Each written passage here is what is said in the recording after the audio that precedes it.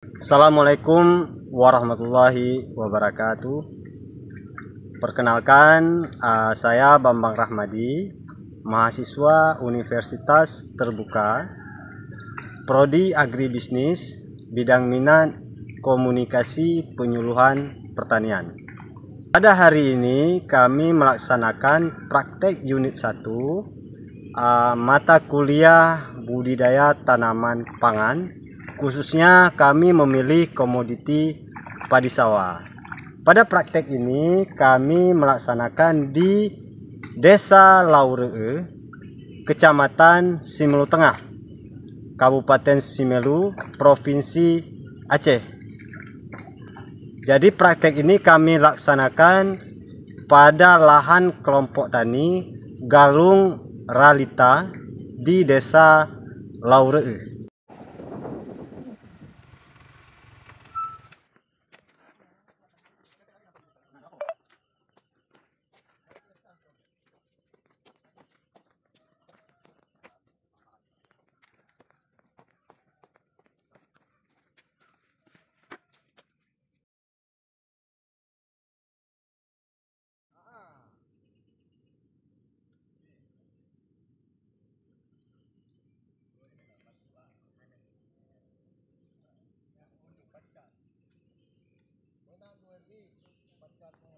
Kita mengunjungi kelompok Galung Ralita di Desa Lauree.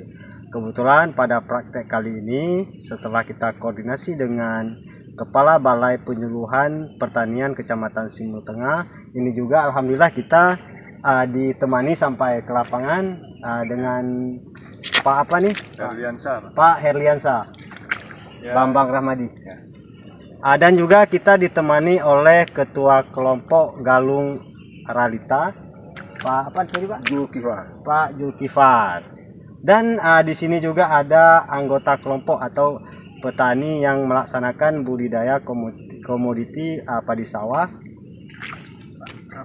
Pak Ramadan Bambang, Pak ya. Pak Ketua, Pak Petani, juga Pak Koordinator. Praktek budidaya tanaman pangan utama ini merupakan tugas kuliah kami di Universitas Terbuka.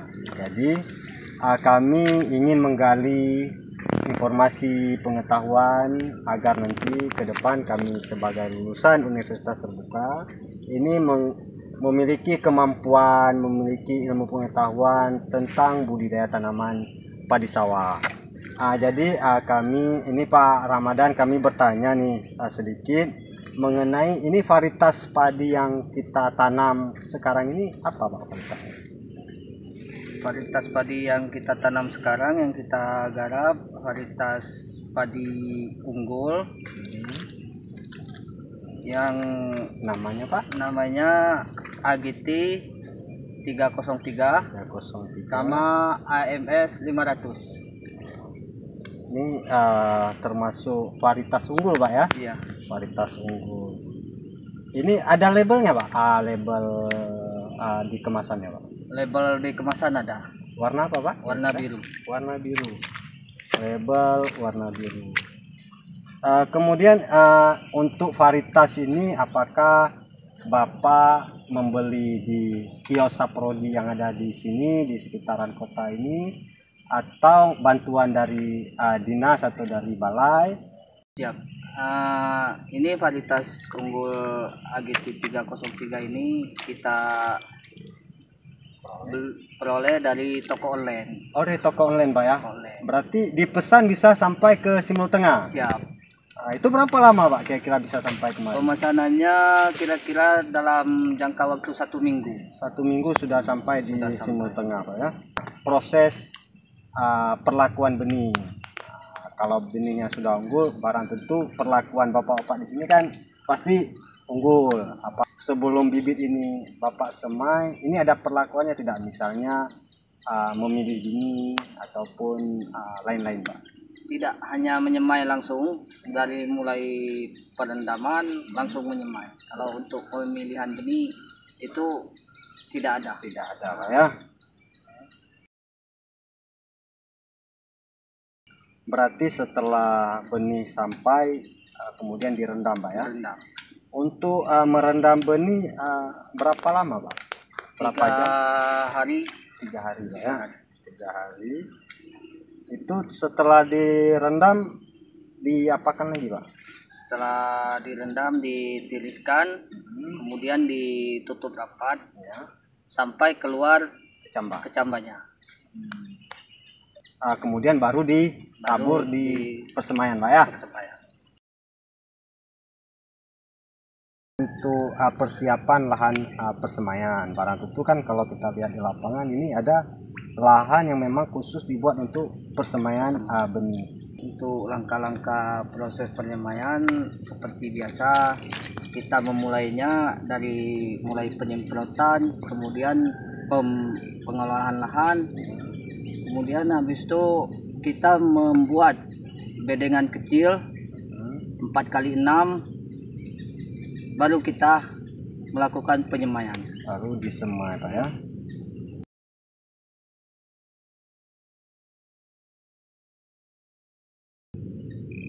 Ada perlakuan khusus, apakah ada diberi pestisida untuk mengendalikan hama ataupun menyebarnya harus ke rapat-rapat atau jarang-jarang Pak?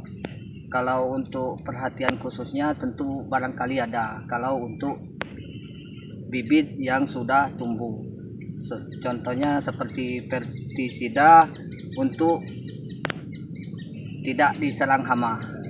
Kalau untuk penaburan bibitnya memang selalu kita di sini rapat-rapat. Rapat-rapat Pak ya.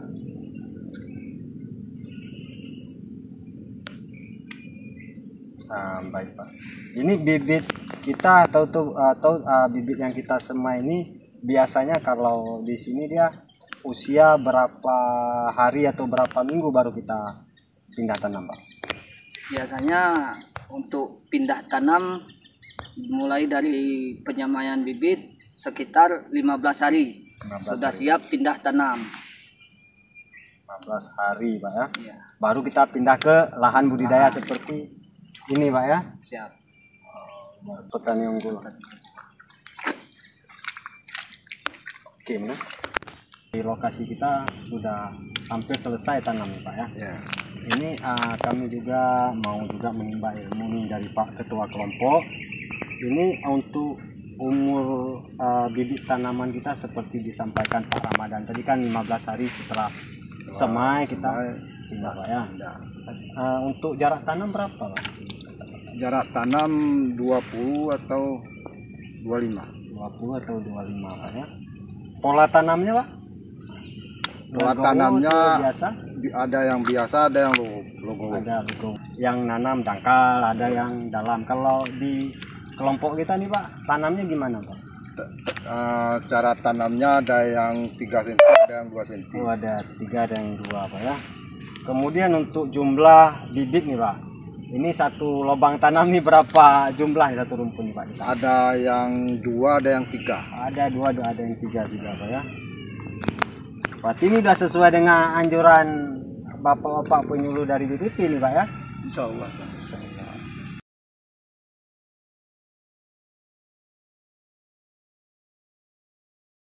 Di sawah. Yang jelas kita pasti menghadapi kendala-kendala, hambatan-hambatan selama budidaya tanaman padi sawah. Ini bisa dijelaskan atau diceritakan ke kami apa-apa saja yang dialami Bapak di lapangan. Kendalanya masalah air. Kendala air Pak ya. Selalu mengharapkan Tanah hujan. tanah hujan. Ada hujan Pak ya. Irigasi nggak ada. Irigasi belum ada. Kendala lain Pak dari selain pengairan? Selain pengairan, hama. Hama. Ini hamanya yang sering menyerang apa Pak? Yang sering menyerang apa itu? Wereng. Wereng. Walang sangit? Walang sangit. Walang sangit ya. Ulat Pak? Ulat ada. Ulat ada ya.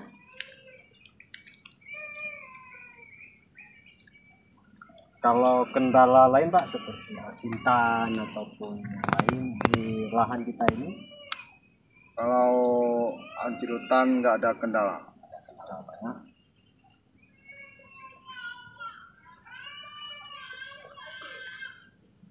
ini karena kebetulan juga ada Pak Koordinator kita di sini, Pak, kan? Pak Ketua. Ini juga kami mau menanyakan rencana tindak lanjut terhadap kendala bapak-bapak petani yang ada di kelompok ini, seperti masalah air nih, Pak, kemudian masalah hama, dan tadi kalau diceritakan asetan alhamdulillah sudah memadai. Tapi dengan dua hal tadi bagaimana Pak tindak lanjutnya dari balai?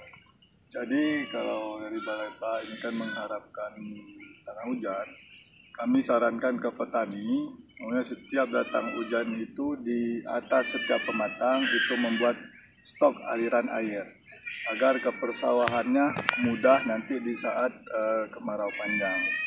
Dan kalau mengenai hama tadi, itu setelah kami sarankan jenis obat, dosis obat, terus bapak-bapak petani akan langsung menuju ke toko pertanian. Nah, di Bali itu pun kami juga menyampaikan laporan ke Dinas Pertanian melalui bidang PPH untuk koordinasi tentang obat-obat bantuan untuk ala kadarnya. Insya Allah itu ada, Pak. Alhamdulillah. Jadi bapak-bapak, kebetulan kami juga dalam proses belajar ini Pak di WIT ada beberapa materi tentang budidaya tanaman pangan yang kami baca-baca dan kami tanya-tanya juga kepada rekan-rekan penyuluh, yang bahwa tadi kan di wawancara ada beberapa catatan yang kami perhatikan, baik di tahap seleksi benih, kemudian pada tahap persemaian dan penanaman. Mudah-mudahan dengan beberapa materi yang kami sampaikan ini menjadi pertama pengalaman bagi kami, juga menjadi pengalaman bagi bapak-bapak. Yang pertama di sini kami memperhatikan adalah di perlakuan benih. Di sini di perlakuan benih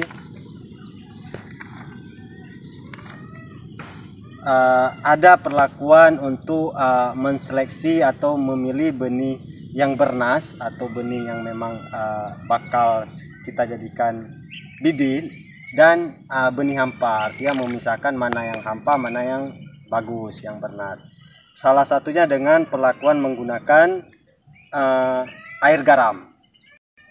Air garam yang dilarutkan ke dalam air 1 timba. Kemudian untuk mengukur jumlah kadar garam di dalam air tersebut sudah bisa tidak, maka kita gunakan telur. Apabila telurnya sudah mengambang di dalam ayan atau timba yang kita masukkan garam tadi, maka kadar garamnya cukup. Kemudian kita ambil benih kita tadi, kita masukkan ke dalam timba yang sudah ada larutan garam. Kemudian benih yang mengambang, maka itu dipisahkan atau tidak dipakai. Dan benih yang tenggelam, maka benih tersebut yang kita pakai untuk kita semai nantinya, agar benih yang kita semai betul-betul nantinya yang tumbuh bagus. Kemudian ada satu lagi perlakuan yang memang harus kita perhatikan adalah mengendalikan atau membebaskan benih kita dari hama atau penyakit yang terbawa oleh benih, dengan cara kita rendam. Sebelum kita rendam tadi selama 3 hari Pak ya, kita rendam dulu dengan fungisida. Dengan fungisida misalnya dengan biten atau dengan antrakol, agar hama atau penyakit tadi bisa mati sebelum kita tabur ke persemaian. Lahan persemaian memang dibutuhkan sekitar 4-5% dari luas lahan yang kita kelola. Artinya misalnya kalau lahannya 1 hektar atau 10.000 meter persegi, dibutuhkan lahan persemaian sekitar 4 atau 500 meter persegi, agar lahan tersebut betul-betul dapat kita olah. Kita buat bedeng seperti Pak Ramadan bilang tadi, di bedeng, diolah sehingga memang kondisinya bagus. Kemudian di lahan persemaian ini juga Pak, kalau misalnya ada serangan burung seperti burung pipit, ada saran kami bisa menggunakan jaring atau paranet seperti ini. Jadi kalau di persemaian, nah ini juga gambarnya di persemaian. Kemudian bapak-bapak, di persemaian lebih bagus ditabur agak jarang. Dengan ukuran 1 genggam benih itu ditabur untuk 1 meter persegi. Kenapa harus jarang? Karena agar tanaman diberi ruang yang cukup, tidak rapat-rapat untuk pertumbuhannya, dan benih atau bibit kita tadi tidak bersaing di antara bibit. Itu satu. Yang kedua, sinar matahari juga bisa optimal, bisa diserap oleh bibit kita. Dan yang ketiga adalah dengan penaburan yang agak jarang, tidak rapat-rapat, tanaman kita jarang terkena penyakit, terutama penyakit blast yang sering menyerang atau bercak coklat yang sering menyerang tanaman di pembibitan kita. Nah, ini adalah salah satu contoh bercak diakibatkan oleh terlalu rapatnya persemaian, dan juga seringnya kalau terlalu rapat untuk hama ulat itu biasanya sangat mudah dia menyerang karena ada tempat berlindungnya, dan hama juga mudah berpindah dari satu bibit ke bibit yang lain. Kemudian Pak, saran kami juga pada saat nanti Bapak sebelum pindah tanam ke lahan budidaya itu dilakukan pengendalian di persemaian. Kenapa? Di lahan persemaian kan pengendalian terbatas, paling 1 tangki cukup. Tapi kalau sudah kita tanam itu luas dan hama juga menyebarnya luas. Kemudian untuk catatan penanaman, di sini sudah ada legowo tadi Pak ya, sudah ada legowo dan tegel. Untuk legowo memang ada beberapa jarak tanam yang digunakan. Ada yang 20 kali 10 kali 40. Ada seperti Bapak sampaikan tadi 25 kali 50 kali 15. Artinya ke sebelah antar tanaman itu 20 atau 25. Kemudian ke belakang atau dalam barisan antar tanaman dalam barisan 15, dan gawangan atau lorong itu 40 atau 50 cm. Kenapa? Karena biasanya tanaman yang berproduksi bagus itu tanaman yang di pinggir pematang, ya Pak kan? Di pinggir pematang itu bagus. Sehingga dengan kita menanam legowo 21 atau 41, maka kita merekayasa budidaya kita adalah semua tanaman adalah tanaman di pinggir pematang. Artinya semua adalah tanaman pinggir. Itu satu keuntungannya. Yang kedua, mudah kita dalam pemeliharaan. Yang ketiga, cahaya matahari juga bisa optimal dalam dimanfaatkan oleh tanaman kita. Dan yang terakhir adalah hama tadi. Hama kan suka dia yang lembab-lembab, tapi dengan adanya jarak tanam, adanya juga lorong, sehingga hama juga tidak mudah menyerang tanaman kita. Jadi demikian ini Bapak-bapak masukan-masukan dari kami. Selanjutnya karena di sini ada balai penyuluhan, ada Bapak-bapak penyuluh, artinya nanti ke depan juga nanti ada yang kurang-kurang bisa ditanya dengan penyuluh-penyuluh di lapangan. Demikian wawancara kami. Terima kasih dan apresiasi sebesar-besarnya kepada kelompok tani yang sudah mau meluangkan waktu dan juga ilmunya untuk kami dalam praktek budidaya tanaman pangan. Terima kasih. Assalamualaikum warahmatullahi wabarakatuh. Waalaikumsalam.